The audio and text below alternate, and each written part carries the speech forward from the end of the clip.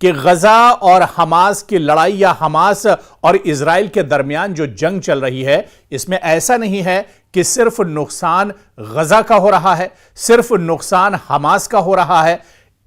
और इसमें आपको बताते चलें कि बहुत बड़ा नुकसान इजराइल को भी उठाना पड़ रहा है। इसकी वजह भी हम आपको बताएंगे। हालिया जो हमला इजरायली फौजियों पर हुआ, इसमें कई फौजी हलाक हुए हैं। बल्कि यह कहा जा रहा है कि 7 अक्टूबर के बाद जो हमास ने हमला किया था, उसके बाद इजराइल पर एक और बड़ा हमला हुआ है। इस हमले के बारे में भी हम आपको जानकारी देंगे और कितने इजरायली फौजी इस हमले में मारे गए हैं, कितने फौजी जख्मी हुए हैं और इस हमले के बाद नेतन्याहू का रिएक्शन क्या कुछ है, नेतन्याहू इतने परेशान आखिर क्यों है, इस बारे में भी हम आपको बताएंगे। लेकिन सबसे बड़ी खबर यह कि सिक्के के दो पहलू हैं, सिक्के के दो रुख हैं और हमेशा जो बात होती है वो ये होती है कि गजा में इजराइल ने अटैक कर दिया, गजा में इजराइल ने एयर स्ट्राइक कर दिया, गजा में इजराइल ने ड्रोन से हमला कर दिया। यह तो सच है कि इजराइल लगातार गजा पर हमले कर रहा है।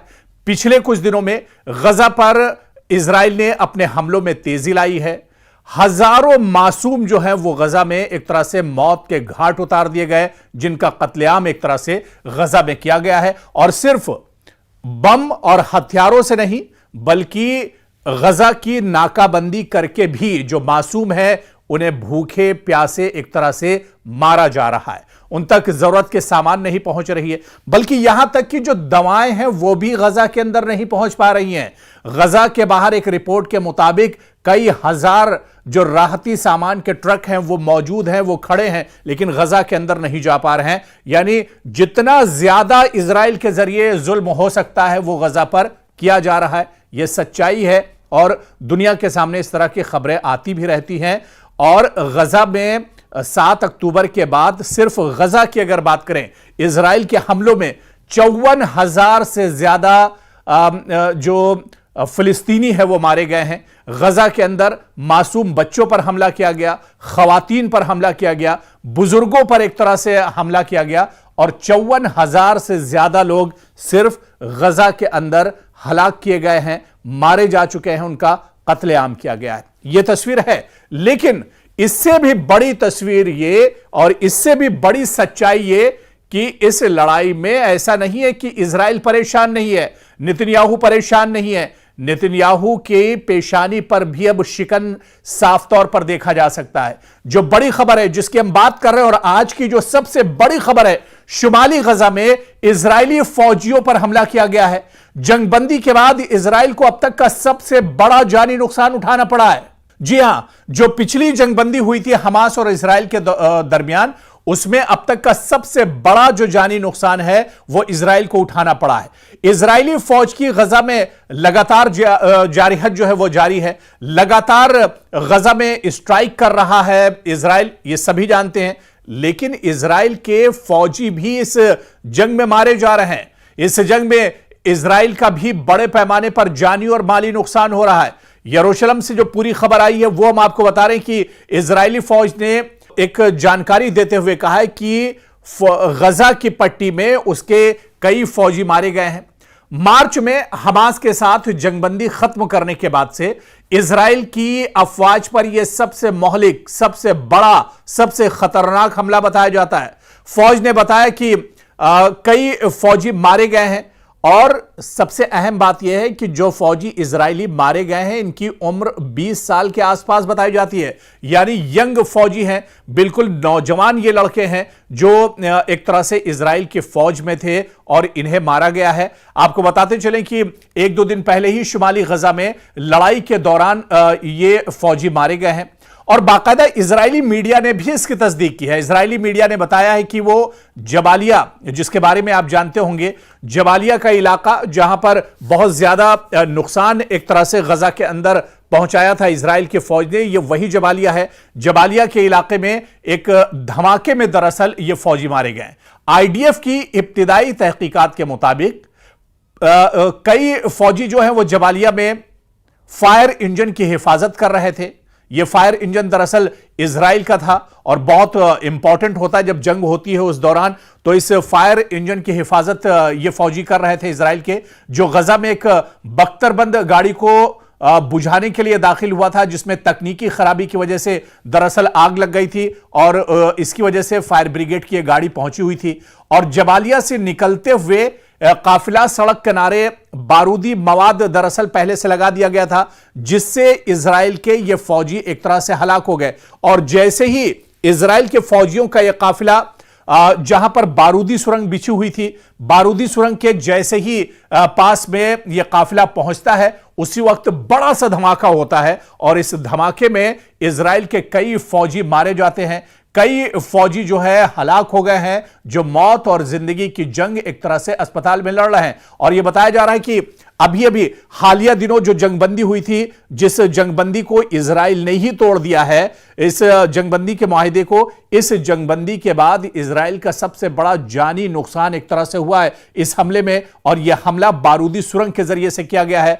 और इसके अलावा यानी आप जिस तरह से इससे पहले की जो रिपोर्ट्स हैं और जिसमें हम ये दावा करते रहे हैं, जी हां, ये दावा लगातार हम आपसे करते रहे कि इजराइल, हमास और इजराइल की लड़ाई में ऐसा नहीं है कि सिर्फ हमास का नुकसान हो रहा है, हमास के फौजी मारे जा रहे हैं, बल्कि जो मरने वालों की तादाद गजा में है वो 54,000 से ज्यादा है और इसमें निहत्थे जो बच्चे हैं वो एक तरह से मासूम बच्चे, निहत्ती जो खवातीन हैं, जो बुजुर्ग हैं, वो बड़ी तादाद में मारे गए हैं। लेकिन दूसरी तरफ अगर आप देखिए तो 7 अक्टूबर के हमले के बाद से अब तक 860 के करीब इजरायली फौजी हलाक हो चुके हैं। यह चौंकाने वाली रिपोर्ट आपके लिए हो सकती है, क्योंकि दुनिया यह समझती है कि इजराइल के फौजियों का नुकसान नहीं हो रहा है। लेकिन आज हम आपको बता दें कि अब 600 दिन इस लड़ाई को अब तक हो चुके हैं, इस जंग को अब तक हो चुके हैं हमास और इजराइल के दरमियान। और इन 600 दिनों में आपको हम बताते चले कि 7 अक्टूबर के हमले के बाद से अब तक 860 के करीब इजरायली फौजी मारे जा चुके हैं। जी हां, जो तादाद है वो बहुत ज्यादा है इजराइल के, क्योंकि फौजी, इजराइल खुद कहता है कि वहां पर जो सैनिक होते हैं, जो फौजी होते हैं, उनकी ट्रेनिंग पर लाखों करोड़ों रुपए खर्च किए जाते हैं। इजराइल का एक एक सैनिक जो है, एक एक जो फौजी है, वो बहुत कीमती होता है। और ऐसे में इस लड़ाई में तकरीबन 800 और 900 के करीब जो इजरायली फौजी मारे गए हैं, यानी इजराइल का बहुत बड़ा नुकसान है, जिनमें गजा के अंदर सिर्फ लड़ाई के दौरान 400 से ज्यादा फौजी मारे गए हैं। यानी 860 फौजी इजरायली अब तक मारे जा चुके हैं, जिनमें सिर्फ गजा के अंदर की अगर हम बात करें, गजा के अंदर 400 से ज्यादा फौजी जवान इजराइल के मारे जा चुके हैं। इसी तरह से हमास की जानिब से जो मगवी हैं, जिन्हें एक तरह से कैद कर लिया गया था, जिन्हें जल्द रिहा करने के मुआहिदे को तब्दील करने से इनकार करने के बाद इजराइल ने मार्च में जंगबंदी खत्म कर दी थी। जंगबंदी दरअसल इजराइल ने खत्म नहीं की थी, बल्कि जंगबंदी की खिलाफ वर्जी इजराइल ने की थी। और गजा की वजारत सेहत के मुताबिक इजरायली हमलों के बाद से अब तक हजारों फिलिस्तीनी हलाक हो चुके हैं। हमास के जेर क़यादत मुसल्लह जंगजुओं ने 7 अक्टूबर 2023 को इजराइल पर हमले में तकरीबन 1200 अफराद को हलाक कर दिया था और 251 अफराद को यरगमाल बना लिया था। उन्हें अपने साथ वो यरगमाल बनाकर ले गए थे और अब भी 58 इजरायली यरगमालियों को अपने पास हमास रखे हुआ है, जिनमें से 1/3 से ज्यादा जिंदा होने के बारे में ख्याल किया जाता है, जबकि बाकी में बेशतर को जंगबंदी के मुआहिदों या दीगर मुआहिदों में रिहा कर दिया गया है। तो गजा की यह लड़ाई ऐसा नहीं है कि सिर्फ एक तरफा लड़ाई है, सिर्फ इजराइल इस जंग में जीत रहा है। यह जरूर है कि इजराइल जानी नुकसान बहुत ज्यादा कर रहा है। इजराइल के पास लेटेस्ट हथियार हैं, इजराइल के पास ड्रोन है, इजराइल एयर स्ट्राइक करता है, इजराइल गजा पर बम गिराता है। तो जिस तरह से देखा जाए हथियार और गोला बारूद में इजराइल बहुत मजबूत है, फौजी ताकत इजराइल की बहुत ज्यादा है। लेकिन ऐसा नहीं है कि इस मजबूत फौजी ताकत के बावजूद इजराइल का नुकसान नहीं हो रहा है। इजराइल का बहुत ज्यादा नुकसान हो रहा है। और इससे पहले की रिपोर्ट में भी हमने आपको बताया है, चाहे बिन गोरियन एयरबेस की बात करें, चाहे सराया अल कुद्स की बात करें, चाहे दूसरे जो हमास के लड़ाका जो विंग है वो लगातार नुकसान पहुंचा रहे हैं। और सबसे ज्यादा जो नुकसान अभी तक की लड़ाई में इजराइल का किया है वो यमन के हूसियों ने किया है। जी हां, यमन के जो लड़ाका हैं, जो जंगजू हैं, वो लगातार कहीं ना कहीं नुकसान इजराइल को पहुंचा रहे हैं और अब तो बात इतनी ज्यादा मशरिक़ वुस्ता में आगे बढ़ चुकी है मिडिल ईस्ट में, जहां पर ईरान भी एक तरह से ताल ठोक रहा है और ईरान भी कह रहा है कि अब वो जंग के लिए पूरे तौर से तैयार है। यानी अगर कोई नापाक हरकत इजराइल की तरफ से ईरान के बारे में सोचता भी है इजराइल, तो ईरान भी हमले के लिए पूरे तौर से तैयार है।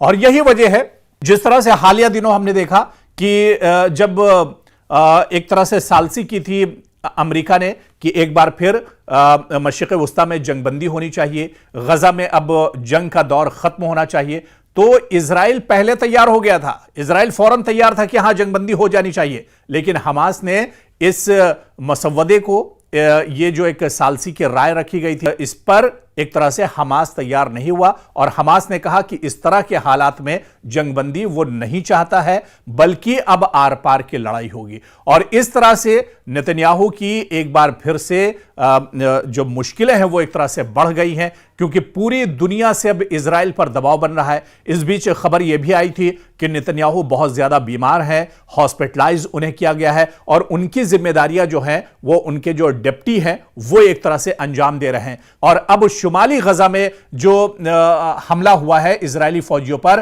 तो जंगबंदी के बाद सबसे बड़ा जानी नुकसान इजराइल के लिए बताया जाता है। यानी इजराइल अब पूरे तौर से गजा की इस लड़ाई में फंसता हुआ नजर आ रहा है।